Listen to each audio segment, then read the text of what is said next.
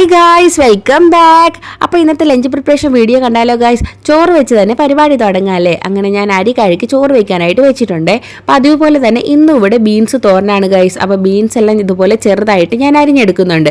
ഇനി നമുക്കൊരു പാൻ വെച്ച് അതിലേക്ക് വെളിച്ചെണ്ണ ഒഴിച്ച് കടുകിട്ട് കറിവേപ്പില ഇട്ട് അതെല്ലാം ഒന്ന് പൊട്ടി വരുമ്പോഴത്തേക്ക് നമ്മൾ അരിഞ്ഞു വെച്ചിരിക്കുന്ന സവാള, ബീൻസ്, പച്ചമുളക് ഇത്രയും ഇതിലേക്ക് ചേർത്ത് ആവശ്യത്തിന് ഉപ്പും ചേർത്ത് കൊടുക്കാവേ. ഉപ്പ് ചേർക്കാനായിട്ട് നോക്കിയപ്പോൾ ഉപ്പ് കാലിയായിട്ടിരിക്കുന്നു ഗായ്സ്. സാധാരണ ഞാൻ റീഫിൽ ചെയ്യുന്നതിന് മുമ്പ് കഴുകി ഉണക്കിയതിന് ശേഷം റീഫിൽ ചെയ്യാറ്.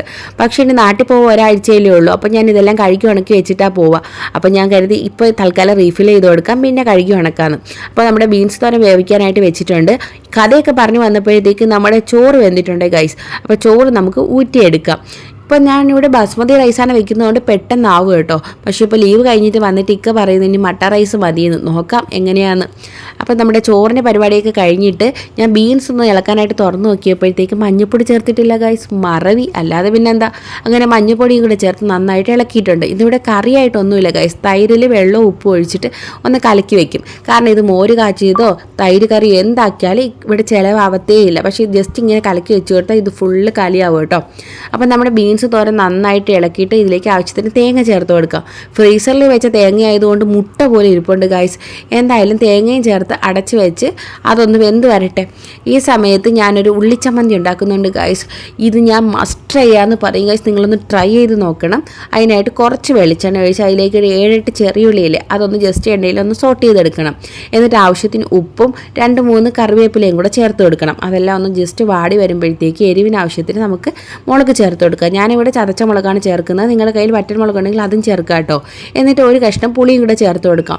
പുളി കുറച്ച് കൂടി നിന്നാലും നല്ല ടേസ്റ്റ് ആയിരിക്കും കേട്ടോ. ഇതെല്ലാം ജസ്റ്റ് ഒന്ന് നന്നായിട്ട് വഴട്ടിയെടുത്തതിന് ശേഷം നിങ്ങളുടെ കയ്യിൽ ഇടികല്ലുണ്ടെങ്കിൽ ഇടിച്ചെടുക്കുക. എൻ്റെ കയ്യിൽ അതില്ലാത്തത് കൊണ്ട് ഞാൻ മിക്സിയുടെ ജാറിലിട്ട് ജസ്റ്റ് ഒന്ന് പൾസ് ചെയ്തെടുക്കുകയാണ് ഗൈസ്. എന്നിട്ട് എന്താ നല്ല അടിപൊളി എന്ന് വെച്ചാൽ നിങ്ങളിതൊന്ന് ജസ്റ്റ് ട്രൈ ചെയ്ത് നോക്കണം ഗൈസ്. സത്യം പറയല്ലോ, ഇത് ചോറ് കഴിക്കാൻ ഈ ഒരു റെസിപ്പി മാത്രം മതി. അപ്പോൾ ഞാൻ ഇതിലേക്ക് കുറച്ച് വെളിച്ചെണ്ണയും കൂടെ ഒഴിച്ച് അതൊന്ന് ചാലിച്ചെടുക്കുമ്പോൾ നമ്മുടെ ഉള്ളിച്ചമ്മന്തി റെഡി ആയിട്ടുണ്ട്. ഇനി ഞാൻ ഇതെല്ലാം റെഡിയാക്കി വെച്ചപ്പോൾ ഇക്ക പറയാം എനിക്കിപ്പോൾ ഇതൊന്നുമല്ല വേണ്ടത്, ജിഞ്ചർ ലെമൺ ജ്യൂസാണ് വേണ്ടതെന്ന്.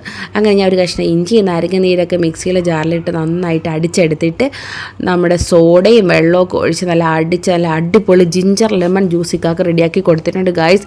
ഇക്ക ഒറ്റ ട്രിപ്പിന് 2 ഗ്ലാസ് ജിഞ്ചർ ലെമൺ ജ്യൂസ് കുടിച്ചിട്ടുണ്ട് കേട്ടോ. ഇക്കാക്ക് ഭയങ്കര സന്തോഷമായി ഞാനിങ്ങനെ ഇതുണ്ടാക്കി കൊടുത്തപ്പോഴത്തേക്ക്. സോഡയൊക്കെ ചേർത്ത് ഉണ്ടാക്കുന്നതുകൊണ്ട് കാണാൻ തന്നെ നല്ല രസം. അതൊക്കെ കഴിഞ്ഞ് ഞാൻ ചോറ് കഴിക്കാനായിട്ട് ഒരു മുട്ടയും കൂടെ വറുത്തെടുത്തിട്ടുണ്ട്.